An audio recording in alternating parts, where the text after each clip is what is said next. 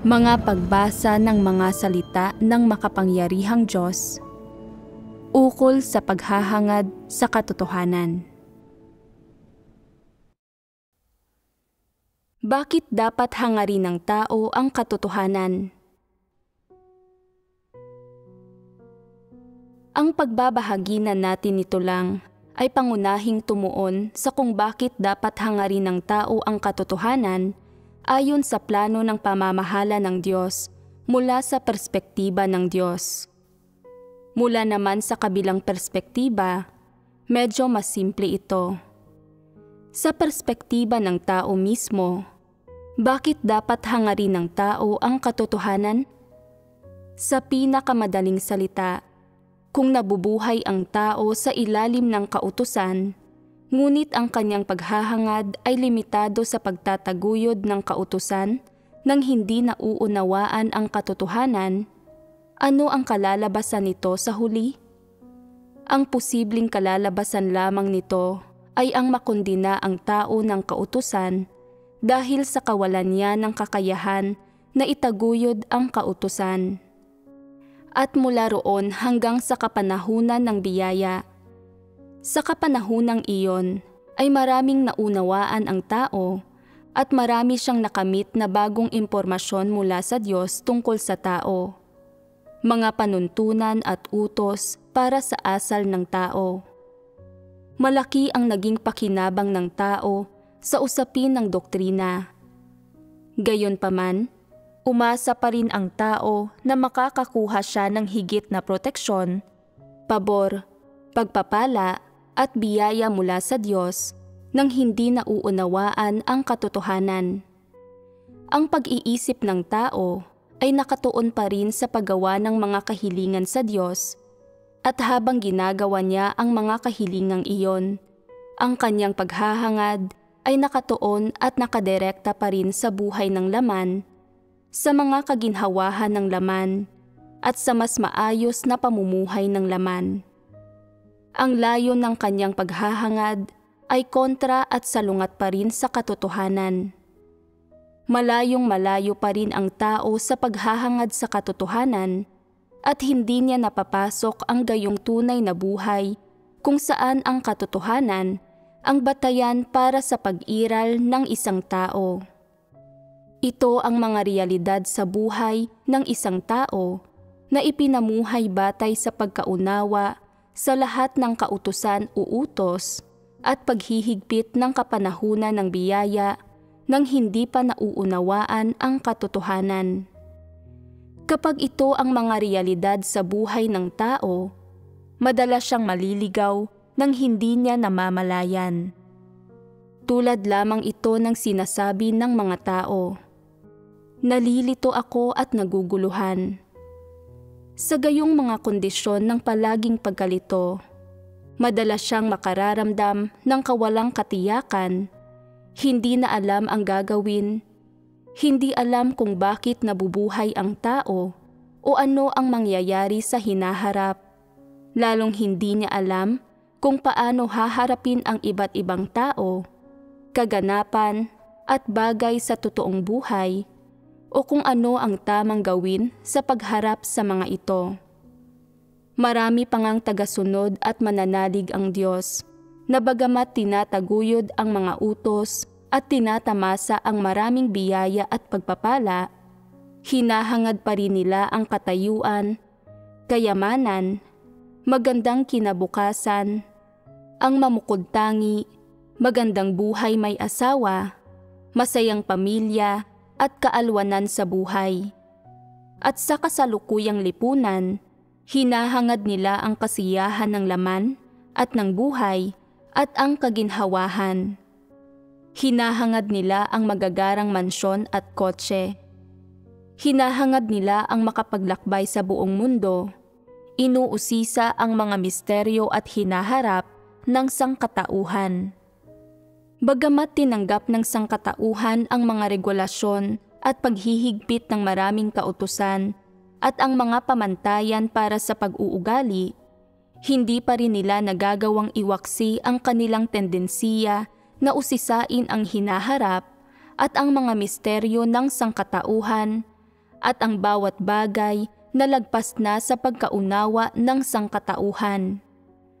At habang ginagawa ito ng mga tao, madalas silang makaramdam ng labis na kahungkagan, lumbay, lungkot, pagkayamot, pagkabalisa at takot. Dahil dito ay nahihirapan silang kontrolin ang kanilang init ng ulo at mga emosyon kapag maraming bagay ang nangyayari sa kanila.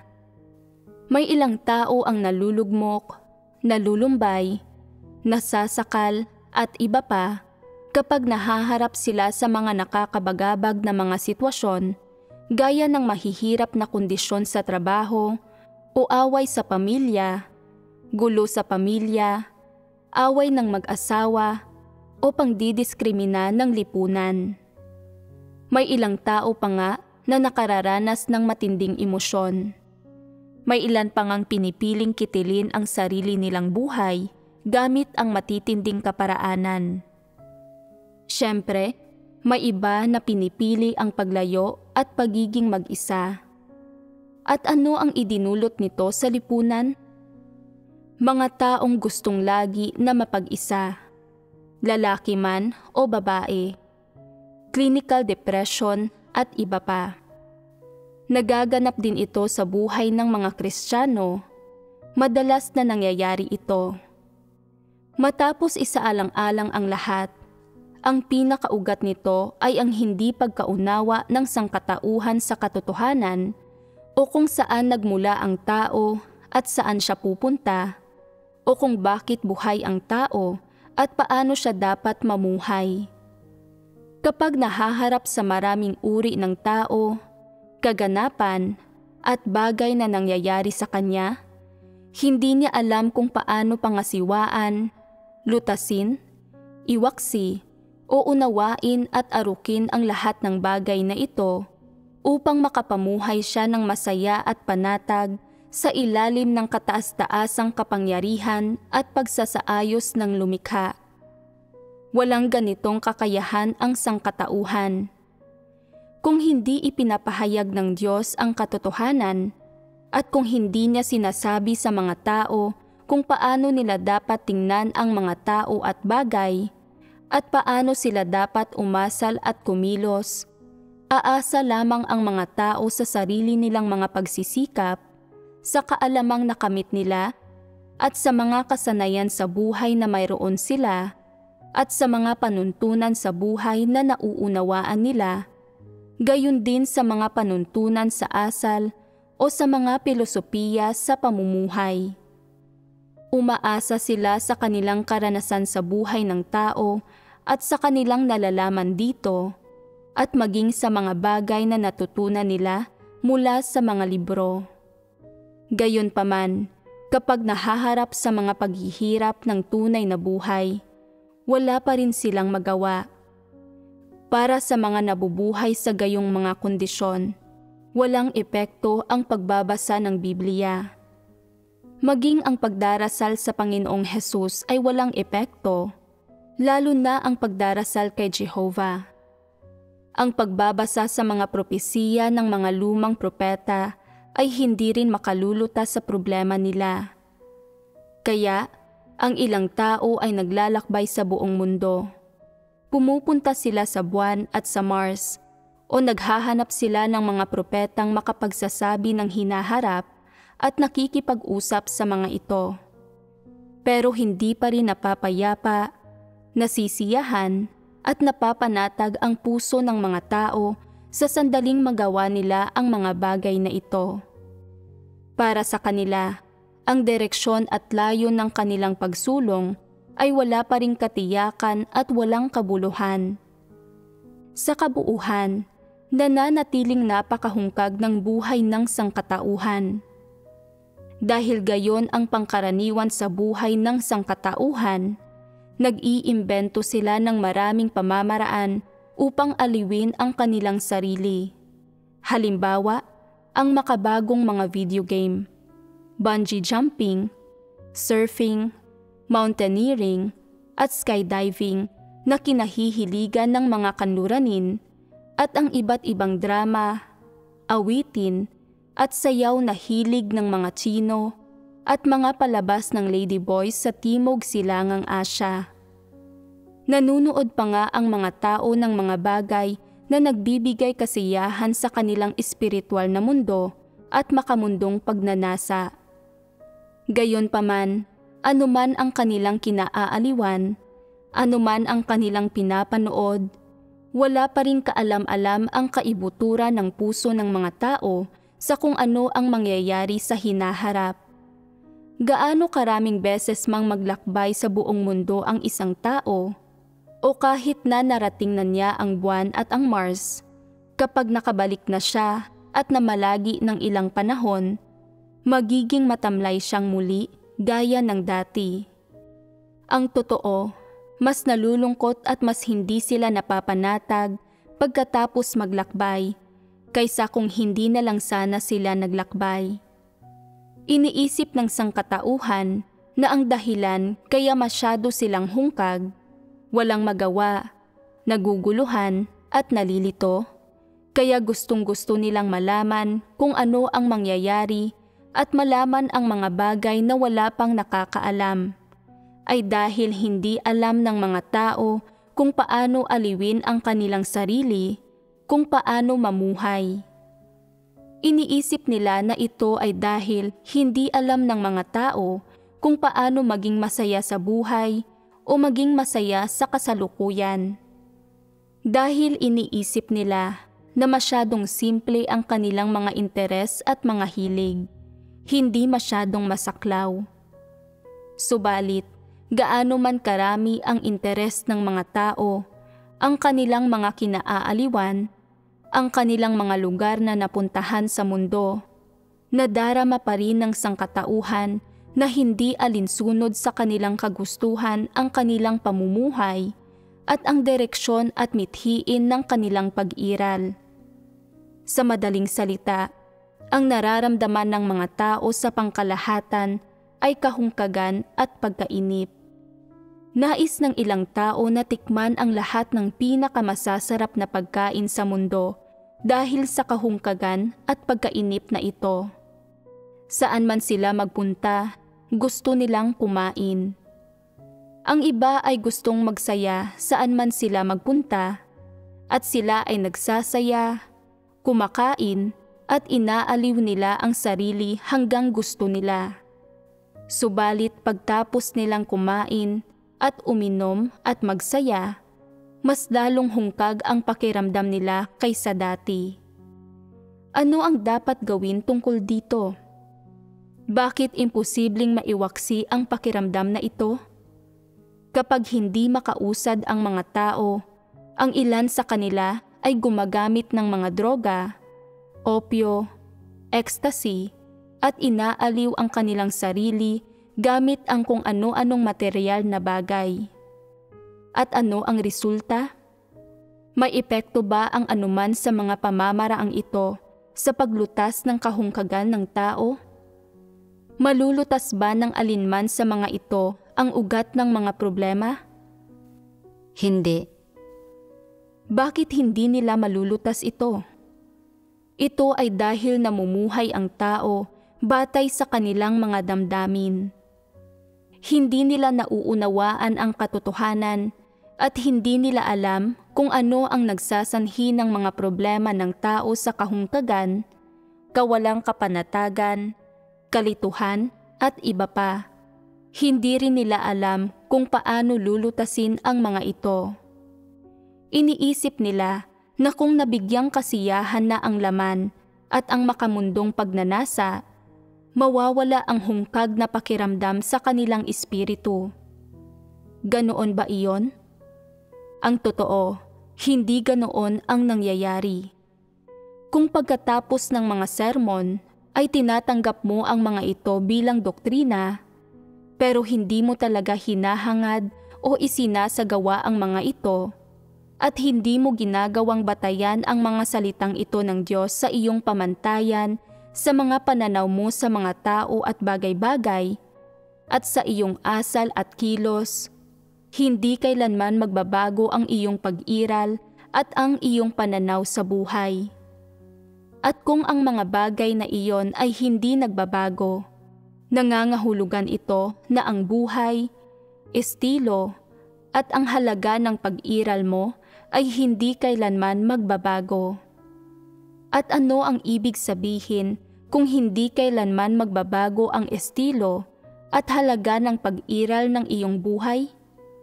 Nangangahulugan ito na balang araw, sa malaot madali, iisipin mong mga pundasyon ng Espiritu ang mga doktrinang nauunawaan mo. Sa malaot madali, magiging kasabihan at teorya ang mga ito sa iyo, mga bagay na ipangtatakip mo sa hungkag na pakiramdam sa loob ng iyong mundo kapag kinakailangan. Kung hindi nagbabago ang direksyon at mithiin ng iyong paghahangad, matutulad ka sa mga taong hindi pa narinig ang anumang salita ng Diyos. Ang direksyon at mithiin ng iyong paghahangad ay mananatiling paghahanap ng aliw para sa kaginhawaan ng laman. Susubukan mo pa ring lutasin ang iyong kahungkagan at kalituhan sa pamamagitan ng paglalakbay sa mundo at pag-uusisa sa mga misteryo. Walang duda, kung magkagayon, natatahakin mo ang parehong landas na tinahak ng mga taong iyon. Hungkag ang pakiramdam nila matapos nilang matikman ang masasarap na pagkain sa mundo at matamasa ang mga karangyaan nito. Ganito rin ang mangyayari sa iyo. Maaaring nananalig ka sa tunay na daan at sa mga salita ng Diyos, pero kung hindi mo hahangarin o isasagawa ang mga ito, matutulad ka sa kanila. Madalas na ang pakiramdam ay hungkag, nalilito, nagagalit, nasasakal, nang walang tunay na kasiyahan, tunay na kagalakan, at tunay na kalayaan, at higit pa rito, walang tunay na kapayapaan. At sa huli, matutulad ka sa kinalabasan nila. Ano ang tinitingnan ng Diyos pagdating sa kalalabasan ng tao? Hindi niya tinitingnan kung ilang salita niya ang nabasa mo o ilang sermon ang napakinggan mo.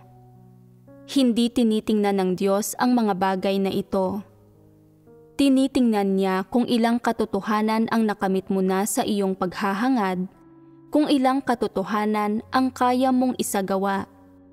Tinitingnan niya kung natatanggap mo ang kanyang mga salita bilang batayan at ang katotohanan bilang pamantayan ng iyong pananaw sa mga tao at bagay at sa iyong mga asal at kilos sa iyong buhay. Tinitingnan niya kung may gayon kang karanasan at patotoo. Kung walang gayong patotoo sa iyong pang-araw-araw na buhay at sa panahon ng iyong pagsunod sa Diyos, at wala sa mga bagay na ito ang may patunay, ikukonsidera ka ng Diyos na katulad ng mga hindi mananampalataya. Katapusan na ba ng kwento ang gayong pagkonsidera niya? Hindi. Malabong ikukonsidera ka ng Diyos na gayon, at tapos ay tatapusin na niya roon. Sa halip, pagpapasyahan niya ang kalalabasan mo. Ibinabatay ng Diyos ang kalalabasan mo sa landas na iyong tinatahak. Ibinabatay niya ang kalalabasan mo sa kung paano ka gumaganap sa iyong paghahangad at mithiin, sa iyong saloobin sa katotohanan, at kung nakatahak ka na sa landas ng paghahangad sa katotohanan. Bakit ganoon ang mga pinagbabatayan niya? Kapag ang isang taong hindi naghahangad sa katotohanan ay nabasa na ang mga salita ng Diyos at narinig ang marami sa mga ito, ngunit hindi pa rin ginagamit na pamantayan ang mga salita ng Diyos sa mga pananaw nito sa mga tao at bagay, gayon din sa asal at kilos nito, sadyang hindi maililigtas ang taong ito sa huli. Ito ang pinakaimportanting bagay. Ano ang maaaring mangyari sa gayong tao kung mananatili siyang ganoon? Maaari ba siyang maging pinuno ng lahat ng bagay? Maaari ba siyang maging tagapangasiwa ng lahat ng bagay bilang kahalili ng Diyos? Karapat-dapat ba siyang maatasan? Mapagkatiwalaan? Kung ipapasa ng Diyos ang lahat ng bagay sa iyo, gagawin mo ba ang katulad sa ginagawa ng sangkatauhan ngayon? Walang habas na pinapatay ang mga nilikha ng Diyos. Walang habas na winawasak ang mga nilalang ng Diyos. Walang habas na sinisira ang mga kaloob ng Diyos sa sangkatauhan. Siyempre, gagawin mo ang mga ito. Kaya, kung ipapasa sa iyo ng Diyos ang mundong ito at ang lahat ng bagay, ano ang mangyayari sa mga bagay sa huli? Mawawala ng tunay na tagapangasiwa ang mga ito. Sisirain at wawasakin ang mga ito ng sangkatauhan na ginawang tiwali ni Satanas. Sa huli, iisa ang magiging kapalaran ng lahat ng bagay, ng mga buhay na nilalang at ng sangkatauhan na ginawang tiwali ni Satanas. Wawasakin sila ng Diyos. Ito ay isang bagay na hindi inaasam ng Diyos na makita. Kaya, kung ang isang tao ay narinig na ang maraming salita ng Diyos at naunawaan ang maraming doktrina sa loob ng mga salita ng Diyos, ngunit hindi pa rin magawa ang tungkulin ng isang pinuno ng lahat ng bagay o matingnan ang mga tao at bagay, at hindi pa rin umaasal at kumikilos ng alinsunod sa mga salita ng Diyos, siguradong hindi ipagkakatiwala ng Diyos sa kanya ang anumang gawain dahil hindi siya naaangkop. Ayaw ng Diyos na makita ang lahat ng bagay na maingat niyang nilikha, na mawasak at masirang muli ng sangkatauhan na ginawang tiwali ni Satanas. Ayaw niya ring makita na mawasak sa mga kamay ng gayong mga tao ang sangkatauhan na pinamahalaan niya sa loob ng 6,000 taon.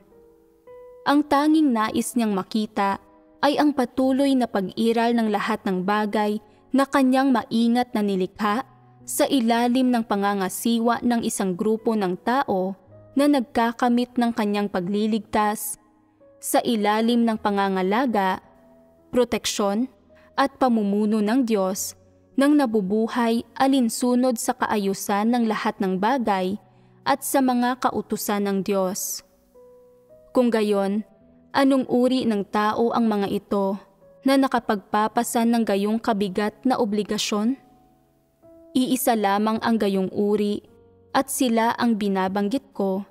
Silang naghahangad sa katotohanan, silang nagagawang tingnan ang mga tao at bagay at umasal at kumilos ng mahigpit na alinsunod sa mga salita ng Diyos na ang kanilang pamantayan ay ang katotohanan. Ang gayong mga tao ay karapat-dapat na pagkatiwalaan. Ang kanilang mga pamamaraan ng pag-iral ay ganap na nagmula sa mga pamamaraan ng sangkatauhan na ginawang tiwali ni Satanas.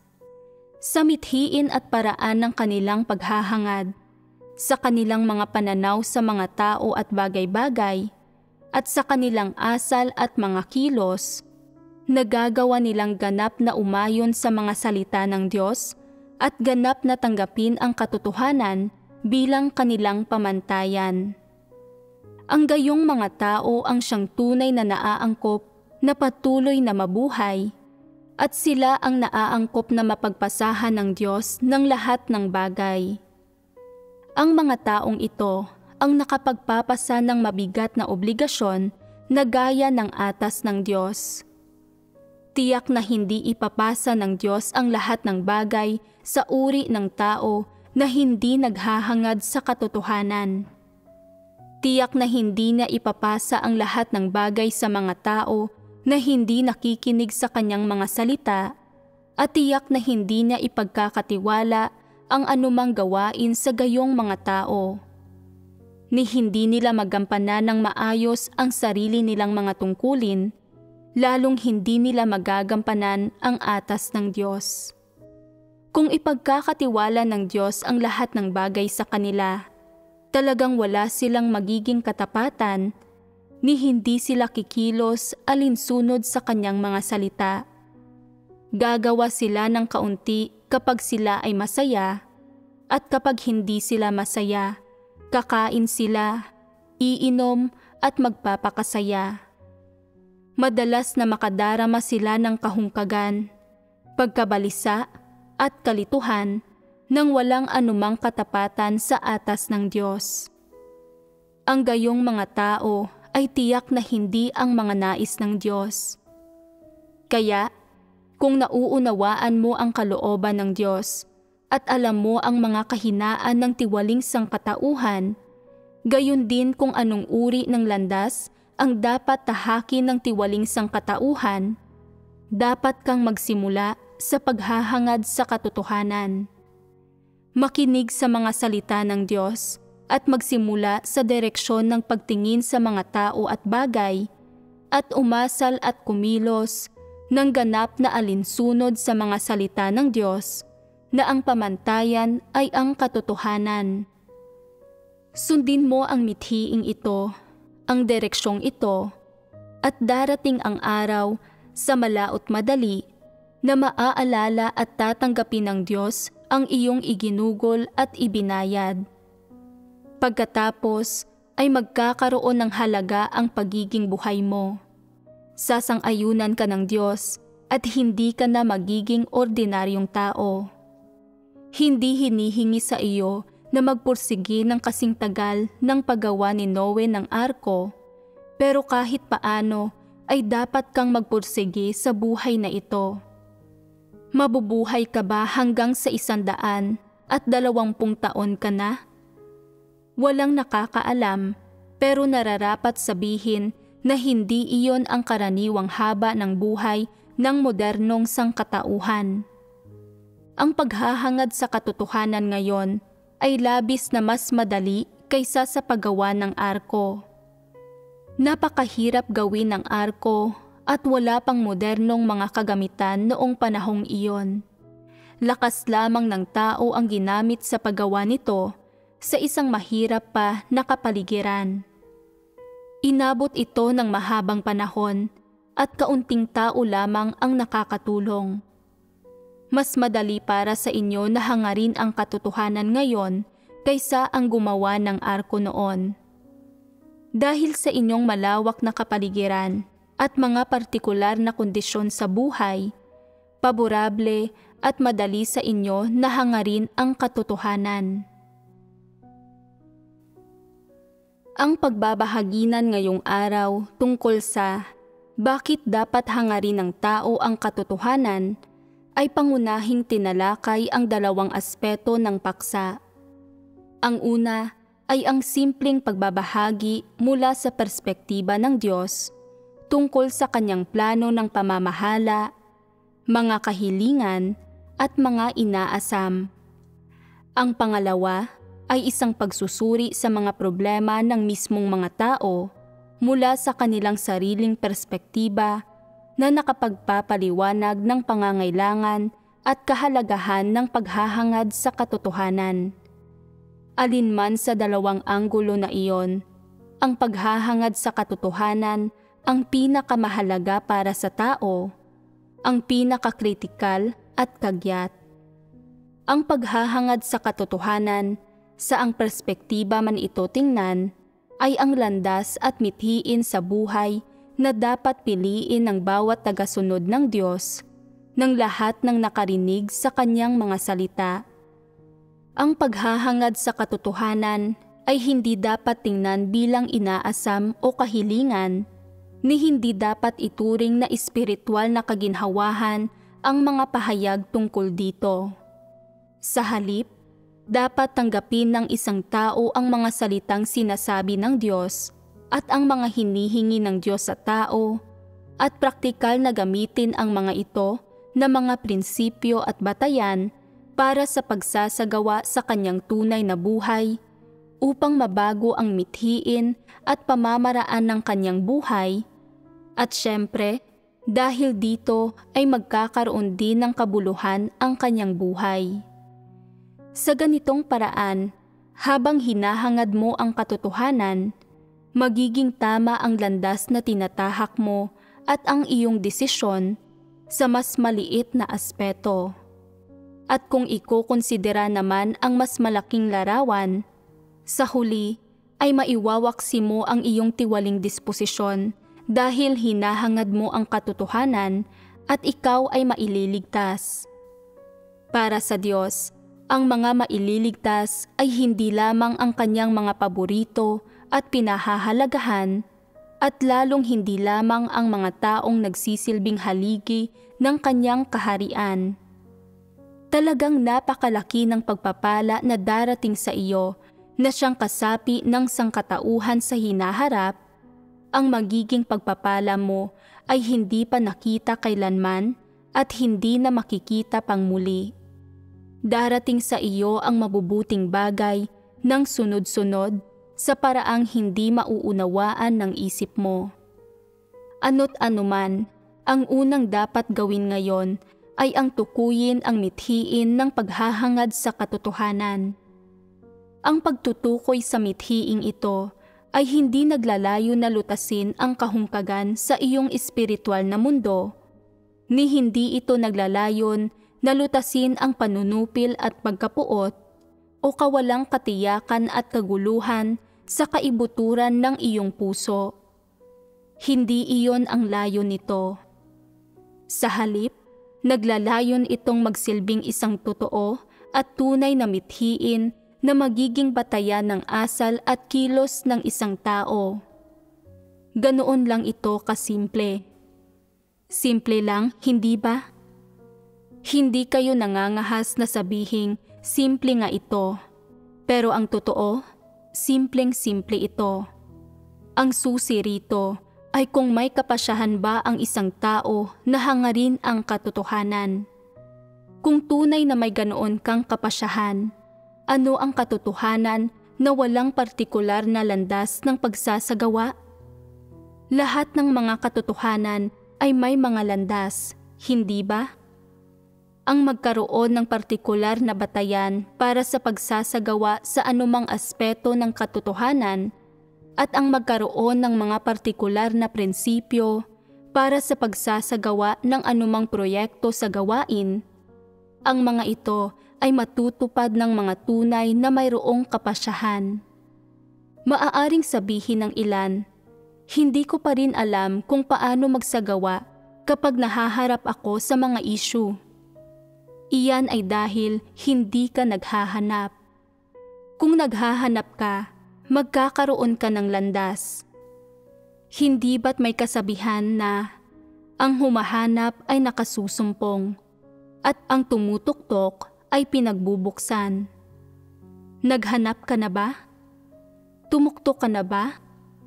Pinagnilayan mo na ba ang katotohanan habang binabasa mo ang mga salita ng Diyos? Kung pagsusumikapan mo ang pagninilay na iyon, mauunawaan mo ang lahat. Ang lahat ng katotohanan ay nasa mga salita ng Diyos. Kailangan lang nabasahin at pagnilayan mo ito. Huwag maging tamad, taimtim itong bigyan ng pansin. Sa mga problema na hindi mo malutas, dapat kang manalangin sa Diyos at kailangan mong hanapin ang katotohanan ng ilang panahon at minsan, kailangan mong maging mapagtimpi at maghintay sa Diyos sa oras niya. Kung nagsasaayos ng kapaligiran ang Diyos para sa iyo at sa kapaligirang ito ay inihahayag niya ang lahat at binibigyang liwanag ang isang sipi ng kanyang mga salita para sa iyo na nagdudulot ng kalinawan sa iyong puso at mayroon kang partikular na mga prinsipyo para sa pagsasagawa, hindi ba't makakaunawa ka na kung gayon? Kaya, hindi naman ganoon ka-abstrakto ang paghahangad sa katotohanan, hindi rin ito ganoon kahirap. Saang anggulo mo man tinitingnan ang pang-araw-araw mong buhay, ang iyong tungkulin, ang gawain ng iglesia, o ang pakikisalamuha mo sa iba, maaari mong hanapin ang katotohanan para maturo ang direksyon at mga batayan ng pagsasagawa. Hindi talaga ito mahirap. Mas madali na para sa tao na manalig sa Diyos ngayon kaysa dati. dahil napakarami na ng mga salita ng Diyos at nakikinig ka sa napakaraming sermon at napakaraming pagbabahagi sa bawat aspeto ng katotohanan. Kung nauunawaan ng isang tao ang mga espiritual na usapin at may kakayahan siya, makakaunawa na siya. Iyon lamang mga walang espiritual na pagkaunawa at may napakahinang kakayahan ang laging nagsasabi na hindi nila nauunawaan ang mga bagay-bagay at kailanman ay hindi nila nahahalata ang mga bagay-bagay. Naguguluhan sila sa sandaling may mangyari sa kanila. Nalilinawan sila kapag nabahaginan sa katotohanan, pero makalipas ang ilang sandali, maguguluhan silang muli. Ito ay dahil sinasayang nila ang mga araw nila nang wala man lang pakialam sa mundo. Napakatamad nila at hindi sila naghahanap.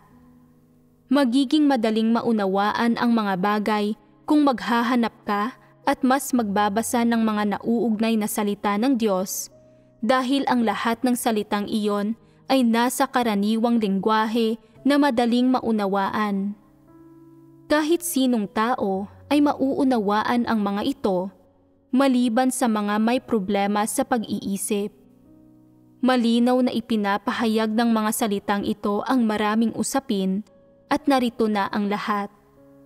Maliban kung hindi mo nakikita bilang isang malaking usapin ang paghahangad sa katotohanan, kung tunay mong inaasam sa iyong puso na makamit ang katotohanan at itinuturing ang paghahangad dito bilang ang pinakamahalagang bagay sa buhay, walang makapipigil o makakahadlang sa iyo na maunawaan o maisagawa ang katotohanan.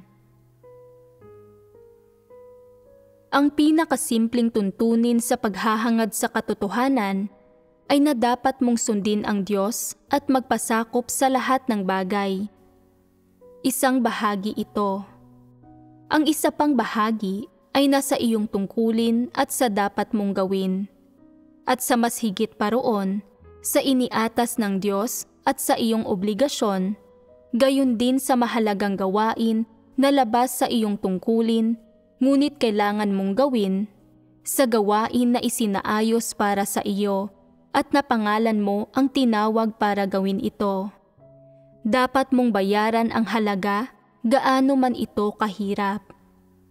Kahit na kailangan mong magsumikap ng husto, kahit na may posibilidad na ikaw ay usigin, at kahit na malagay nito sa panganib ang buhay mo, hindi mo dapat panghinayangan ang ibinayad mo at sa halip ay ialay mo ang iyong katapatan at sumunod ka hanggang kamatayan. Sa realidad, ganito nagpapamalas ang paghahangad sa katotohanan, ang tunay na halaga at pagsasagawa nito. Mahirap ba ito? Hindi.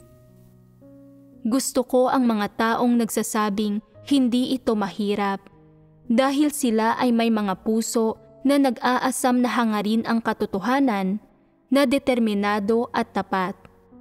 May lakas sa kanilang puso, kaya walang mahirap sa mga bagay na nangyayari sa kanila.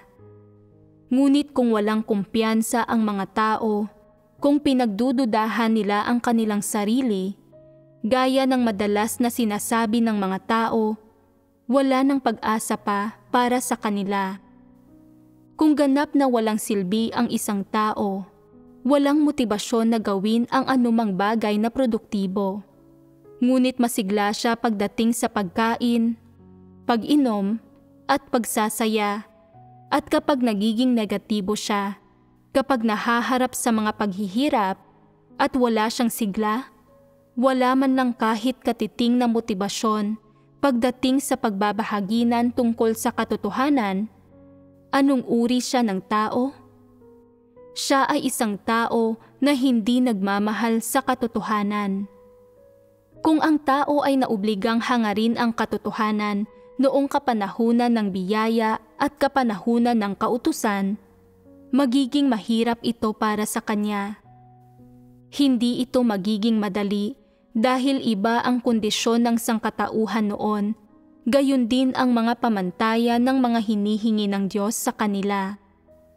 Kaya, sa mga nagdaang panahon, kaunti lamang ang mga tao na may kakayahang sundin ang mga salita ng Diyos at magpasakop sa Kanya. Maliban na lamang sa mga prominenteng tao na gaya ni Noe, Abraham, Job at Pedro. Pero hindi sinisi ng Diyos ang mga tao sa dalawang kapanahunan na iyon dahil hindi pa niya sinabi sa mga tao kung paano makakamit ang mga pamantayan ng pagliligtas. Sa yugtong ito ng gawain sa nakaraang kapanahunan, malinaw na sinasabi ng Diyos sa mga tao ang bawat aspeto ng mga katotohanan na dapat nilang isagawa. Kung hindi pa rin isinasagawa ng mga tao ang mga ito at hindi pa rin nila tinutugunan ang mga hinihingi ng Diyos, hindi iyon kasalanan ng Diyos.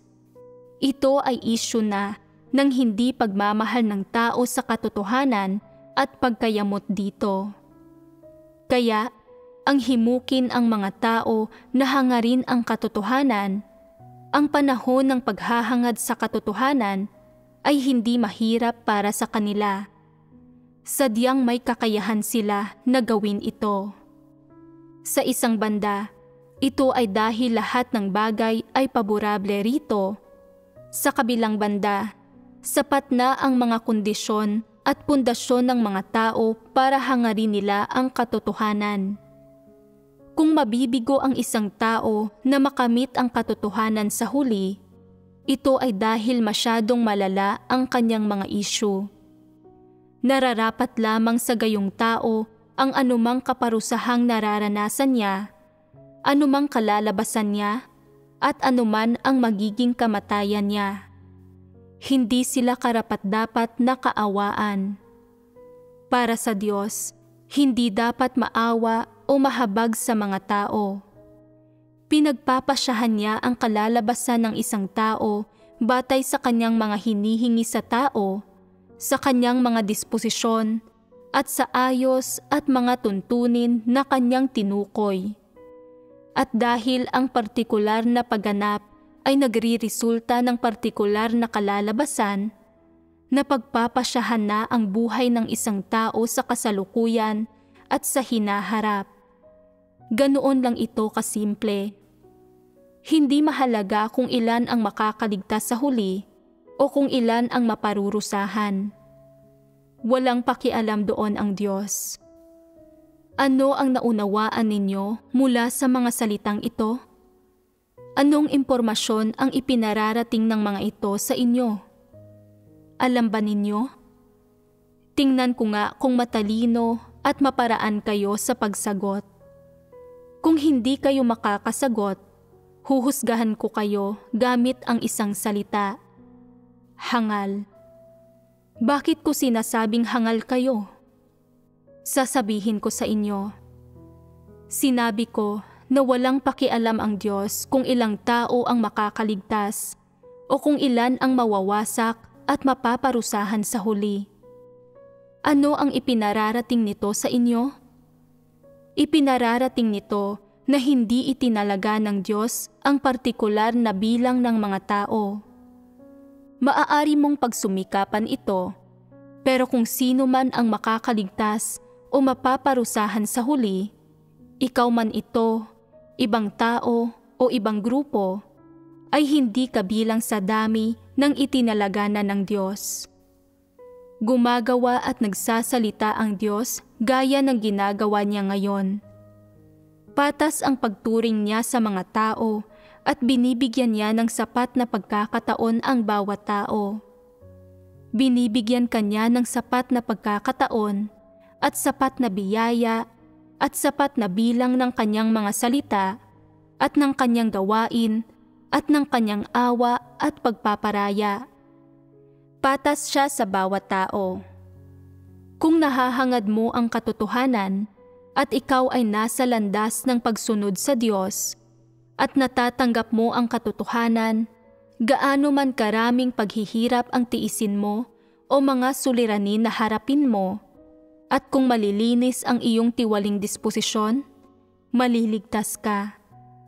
Kung makakapagpatotoo ka sa Diyos at magiging karapat-dapat na nilalang, isang karapat-dapat na pinuno ng lahat ng bagay, makakaligtas ka.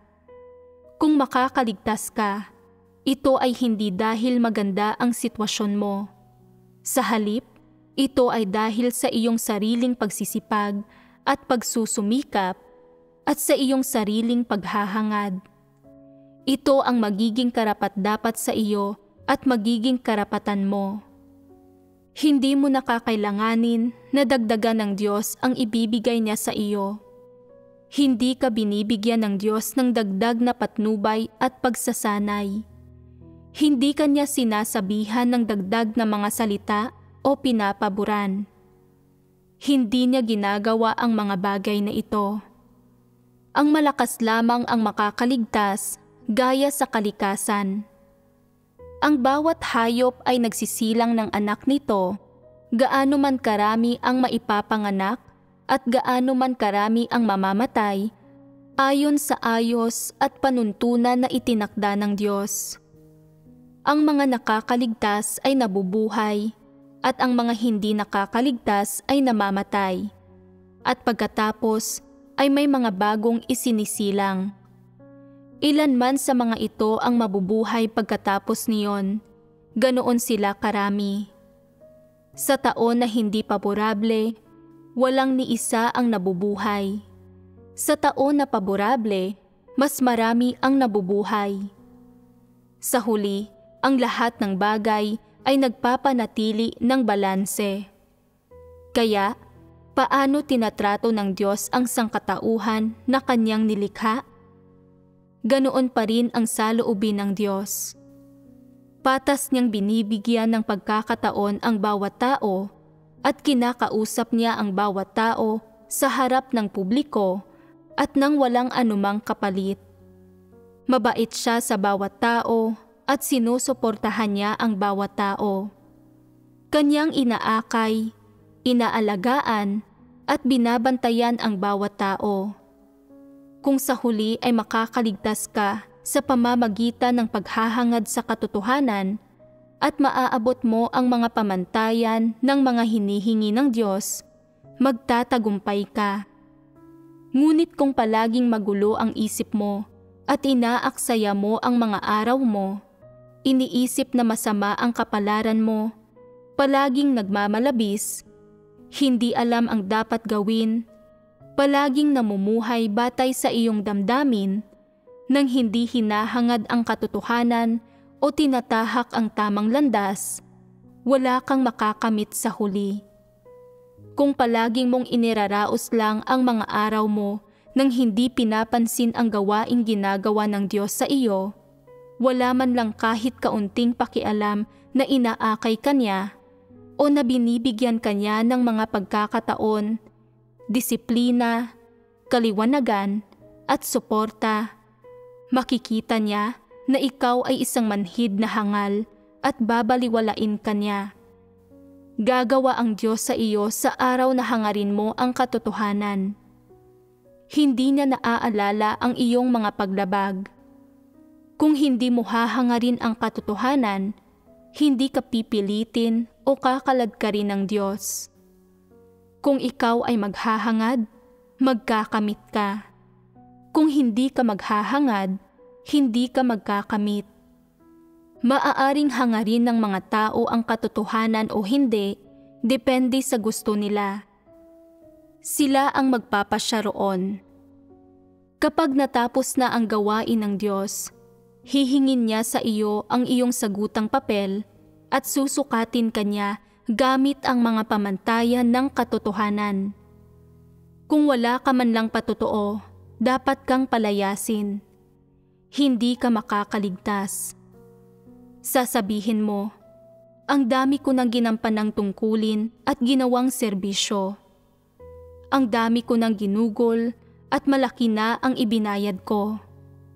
At sasabihin ng Diyos, pero hinangad mo ba ang katotohanan? Pag-iisipan mo ito at maiisip mo na sa 20, 30, 40, o 50 taon ng iyong pananalig sa Diyos ay tila hindi mo hinangad ang katotohanan. Sasabihin ng Diyos, ikaw na mismo ang nagsabi na hindi mo hinangad ang katotohanan. Makakaalis ka na. Pumunta ka kung saan mo gusto. Sasabihin mo, hindi ba manghihinayang ang Diyos na mababawasan ng isa ang mga taong ililigtas niya na magkukulang ng isang pinuno sa lahat ng bagay? Sa puntong ito, maaawa pa rin ba ang Diyos? Matagal nang nagtimpi ang Diyos. Matagal na siyang naghintay. Lumipas na ang mga inaasahan niya sa iyo, nawalan na siya ng pag-asa sa iyo at hindi ka na niya iintindihin. Hindi siya luluha para sa iyo o magpapakasakit at magdurusa dahil sa iyo. Bakit ganoon? Dahil lumipas na ang mga kalalabasan ng lahat ng bagay at dahil tapos na ang gawain ng Diyos at tapos na ang kanyang plano ng pamamahala at siya ay magpapahinga na. Hindi magiging masaya ang Diyos para sa sino mang tao ni hindi siya masasaktan, hihikbi o iiyak para sa sino mang tao. Siyempre, hindi rin siya magsasaya o magagalak na may sino mang nakaligtas o na may sino mang nagawang maging pinuno ng lahat ng bagay. Bakit ganito? Napakalaki at napakatagal na ng ginugol ng Diyos para sa sangkatauhang ito at kailangan niyang magpahinga.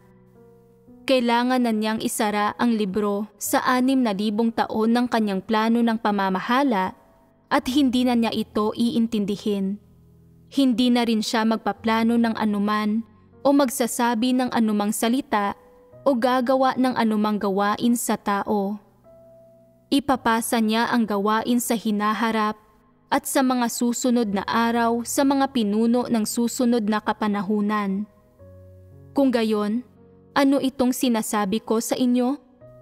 Ito, dahil alam na ninyong lahat ngayon kung ilan ang mga taong mananatili sa huli at sino ang mananatili, bawat isa sa inyo ay maaaring magsumikap na marating iyon. At ang tanging landas para magawa ito ay ang paghahangad sa katotohanan. Huwag sayangin ang mga araw ninyo, hindi maaaring maging magulo ang isipan. Kapag dumating ang araw na hindi na maalala ng Diyos ang anumang ibinayad mo at wala na siyang pakialam sa landas na tinatahak mo o kung ano ang kalalabasan mo, kung gayon, sa araw na iyon, tunay nang matatakda ang kalalabasan mo. Ano ang dapat ninyong gawin ngayon? Dapat ninyong samantalahin ang kasalukuyan habang ang puso ng Diyos ay gumagawa pa para sa sangkatauhan, habang nagpaplano pa siya para sa sangkatauhan, habang iniinda at inaalala pa rin niya ang bawat kilos at galaw ng tao. Kailangan nang magpasya ng mga tao sa lalong madaling panahon.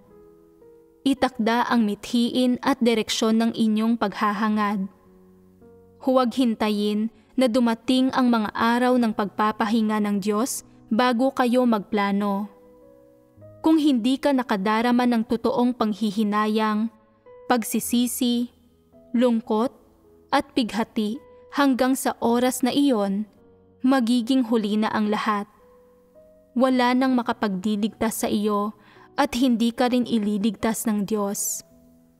Ito ay dahil pagdating ng panahon, ang panahon kung kailan tunay na magtatapos ang plano ng Diyos at nagawa na niya ang huling tanda at isinasara na ang aklat ng kanyang plano, hindi na siya gagawa pa. Kailangan ng Diyos ng pahinga. Kailangan niyang lasapin ang mga bunga ng kanyang 6,000 taong plano at tamasahin ang pangangasiwa sa lahat ng bagay ng mga natirang tao para sa kanya. Ang nais matamasa ng Diyos ay ang makita ang mga tao na nakapanatili na pinapamahalaan ang lahat ng bagay ayon sa mga tuntunin at regulasyon na itinakda niya, ng maingat na alinsunod sa pagsasaayos na nilikha niya para sa mga klima at sa lahat ng bagay at sangkatauhan, nang walang nalalabag na kalooban o ninanais niya. Nais ng Diyos na matamasa ang kanyang pahinga. Nais niyang matamasa ang kanyang kaginhawahan nang hindi na inaalala pa ang sangkatauhan o ang gawain para sa kanila. Nauunawaan ba ninyo ito? Malapit nang dumating ang araw na iyon. Kung ang pinag-uusapan natin ay ang haba ng buhay ng tao noong panahon ni Adan at Eva, maaaring may natitira pang daan-daang taon sa buhay ng tao at mahaba-haba pa ang matitirang panahon. Tingnan ninyo kung gaano katagal inabot ang paggawa ni Noe ng arko. Sa tingin ko ay kakaunti na lang ang mga tao ngayon na aabot sa 100 gulang, at kahit umabot ka man ng 70 o 100 taon, ilang dekada pa ang natitira sa iyo? Kaunti na lang. Kahit na 20 taong gulang ka ngayon at umabot ng 70 taong gulang, mabubuhay ka pa ng 70 taon, mas maiksi pa rin iyon kumpara sa panahon ng paggawa ni Noe ng arka. Para sa Diyos, ang 6,000 taon ay napakabilis lang, at ang 60, 80 o 100 taon ay ilang segundo lang para sa Diyos, o mahaba na nga ang ilang minuto. Isang kisap mata lang. Maging ang mga tao na hindi tumatahak sa tamang landas o naghahangad sa katotohanan ay madalas na sinasabi na maiksi lang ang buhay. Sa isang kisap mata, matanda na tayo. Sa isang kisap mata, puno na ang bahay ng mga anak at mga apo. Sa isang kisap mata, tapos na ang buhay natin. Kaya, paano kung hahangarin mo nga ang katotohanan? Para sa iyo, mas kagyat ang oras. Ang mga taong hindi naghahangad sa katotohanan at nabubuhay sa mundo ng kahungkagan ay sinasayang ang mga araw nila at nadarama nilang lahat na napakabilis ng takbo ng oras. Paano kung hahangarin mo nga ang katotohanan? Anumang kapaligiran, tao, pangyayari, o bagay ng pagsasaayos ng Diyos ay sapat na para danasin mo ng ilang panahon. At pagkatapos ng mahabang panahon ay saka mo lamang makakamit ang kakaunting kaalaman, kabatiran at karanasan na iyon. Hindi ito madali. Kung tunay na mayroon ka ng kaalaman at karanasang iyon, mapagtatanto mo, nako, walang masyadong nakakamit ang tao mula sa habambuhay na paghahangad sa katotohanan. Maraming tao ngayon ang nagsusulat ng mga sanaysay sa kanilang patotoo batay sa karanasan, at nakikita ko na ang ilang nananalig sa Diyos sa loob ng 20 o 30 taon ay nagsusulat lang tungkol sa kanilang mga kabiguan at pagkalugmok na nangyari 10 o 20 taon na ang nakalilipas. Nais nilang magsulat tungkol sa isang bagay na kamakailan lang nangyari at tungkol sa kasalukuyan nilang pagpasok sa buhay. Pero wala sila ng mga gayon. Kaawa-awa na kakaunti lamang ang kanilang mga karanasan. Sa pagsulat ng mga sanaysay tungkol sa kanilang patotoo batay sa karanasan, ang ilang tao ay kailangang magbalik-tanaw sa kanilang mga dating pagkabigo at pagkalugmok. At iyong mga hindi makaalala ay kailangan ang tulong ng iba upang maalala ang mga ito. Ang kakaunting iyon ay ang tanging nakamit nila sa kanilang 10, 20 o maging 30 taon ng pananalig sa Diyos, at mahirap na isulat ang mga ito. Ang ibang sanaysay ay hindi pa nga magkakaugnay. Ang mga bahagi nitong hindi magkakaugnay ay pinilit na pagsama-samahin. Ni hindi ito maituturing na karanasan sa buhay. Ang totoo, walang kinalaman ang mga ito sa buhay. Ganoon kakaawa-awa ang tao kapag hindi niya hinahangad ang katotohanan. Hindi ba't ganoon nga? Ganoon nga ang nangyayari. Pagdating ng araw na iyon, kapag nagtapos na ang gawain ng Diyos, umaasa ako na wala sa inyo ang magsisisi sa Kanya, luluhod at magsasabing, kilala ko na ang sarili ko ngayon. Alam ko na kung paano hangarin ang katotohanan ngayon. Masyado nang huli ang lahat. Hindi ka napapansinin ng Diyos. Wala na siyang pakialam kung ikaw man ay isang taong naghahangad sa katotohanan o kung anong uri ng tiwaling disposisyon ang mayroon ka o kung anong uri ng saloobin ang mayroon ka patungkol sa Kanya. Niwala na siyang pakialam kung gaano nakalalim ang pagtitiwali sa iyo ni Satanas o kung anong uri ka ng tao. Kapag nangyari iyon, hindi ba't mapupuno ka ng hinagpis? Isipin mo ito ngayon. Kung talagang dumating ang sandaling iyon, malulungkot ka ba? Oo. Bakit ka malulungkot? Ang implikasyon nito ay hindi ka na magkakaroon ng isa pang pagkakataon. Hindi mo na muling maririnig ang mga salita ng Diyos at hindi ka na muling iintindihin ng Diyos. At hindi ka na kailanman magiging isang tao na aalalahanin niya o na isang nilalang na Kanyang nilikha. Talagang wala kang magiging ugnayan sa Kanya. Labis na nakakatakot na isipin ito. Kung nakikita mo ito sa isip mo ngayon, pero talagang dumating ang araw na umabot ka na nga sa gayong punto, hindi ba't matitigilan ka? Katulad ng ito ng sinasabi sa Biblia. Kapag dumating ang oras na iyon, hahampasin ng mga tao ang kanilang dibdib at likod sa paghihinagpis, nang pumapalahaw, nagngangalit ng kanilang mga ngipin, habang umiiyak na parang kamatayan na nila. At wala nang silbi ang pag-iyak ng husto.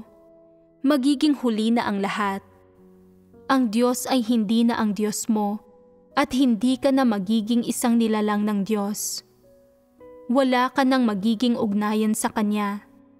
Hindi ka na niya gugustuhin. Kung ano ka, ay wala nang magiging kinalaman sa Diyos. Mawawala ka na sa puso niya at hindi ka na niya aalalahanin pa. Kung magkagayon, hindi ba't narating mo na ang dulo ng iyong pananalig sa Diyos? Kaya, kung nakikita mo sa iyong isipan na maaaring dumating ang oras na kamumuhian at tatanggihan ka ng Diyos, dapat mong pahalagahan ang kasalukuyan. Maaaring kastiguhin, hatulan, iwasto o tabasan ka ng Diyos. Maaari ka pa nga niyang isumpa o pagalitan ng husto. Ang lahat ng bagay na ito ay karapat-dapat na pahalagahan. Kahit papaano ay kinikilala ka pa ng Diyos bilang isang nilalang ng Kanyang paglikha. At kahit papaano ay may mga inaasahan pa rin siya sa iyo. At kahit papaano ay nasa puso ka pa rin niya at handa pa rin siyang pagalitan at sumpain ka. Nangangahulugan ito na sa puso niya, nag-aalala pa rin siya sa iyo. Hindi pwedeng ipagpalit ng isang tao ang kanyang buhay para sa pag-aalalang ito. Huwag maging hangal. Nauunawaan ba ninyo? Oo. Kung nauunawaan ninyo, hindi kayo totoong hangal. Nagpapanggap lang kayo, tama ba? Umaasa ako na hindi talaga kayo hangal. Kung nauunawaan na ninyo ang mga bagay na ito, huwag ninyong sayangin ang mga araw ninyo. Ang paghahangad sa katotohanan ay isang dakilang usapin sa buhay ng tao. Wala nang ibang usapin na kasing halaga ng paghahangad sa katotohanan at wala nang ibang usapin ang mas mahalaga pa sa pagkakamit ng katotohanan. Naging madali ba na sundan ang Diyos hanggang sa kasalukuyan? Magmadali kayo at ituring na mahalaga ang paghahangad ninyo sa katotohanan. Ang yugtong ito ng gawain sa mga huling araw ang pinakaimportanteng yugto ng gawain na ginagawa ng Diyos sa kanyang 6,000 taon ng pamamahala. Ang paghahangad sa katotohanan ang pinaka-inaasahan ng Diyos sa kanyang mga hinirang na tao. Umaasa siya na tinatahak ng tao ang tamang landas, ang paghahangad sa katotohanan. Huwag biguin ang Diyos. Huwag hayaan na siya ay madismaya at huwag hayaan na alisin kanya sa kanyang puso kapag dumating na ang huling sandali at hindi ka na niya aalalahanin pa, ni hindi siya mamumuhi sa iyo. Huwag hayaan na umabot ito sa puntong iyon. Nauunawaan ba ninyo? Ano ang naging paksa sa ating pagbabahaginan ngayong araw? Bakit dapat hangarin ng tao ang katotohanan? Bakit dapat hangarin ng tao ang katotohanan? Medyo mabigat ang paksang ito, hindi ba? Bakit ito mabigat? Dahil mahalaga ito. Para sa kinabukasan ng bawat tao, sa buhay ng bawat tao, at sa magiging paraan ng pag-iral ng bawat tao sa susunod na kapanahunan, napakahalaga nito. Kaya, umaasa ako na pakikinggan ninyo ng ilang ulit ang talakayan ngayon tungkol sa paksa upang mapalalim ang pag-unawa ninyo rito. Hinangad man ninyo o hindi ang katotohanan noon at handa man kayo o hindi na hangarin ang katotohanan, mula sa pagbabahaginan ngayong araw tungkol sa paksa ng bakit dapat hangarin ng tao ang katotohanan at sa mga susunod na panahon, sikaping maging matatag na magpasya at ihandang maigi ang iyong kalooban na hangarin ang katotohanan. Ito ang pinakamainam na pasya. Kaya ba ninyong gawin iyon? Oo. Mahusay.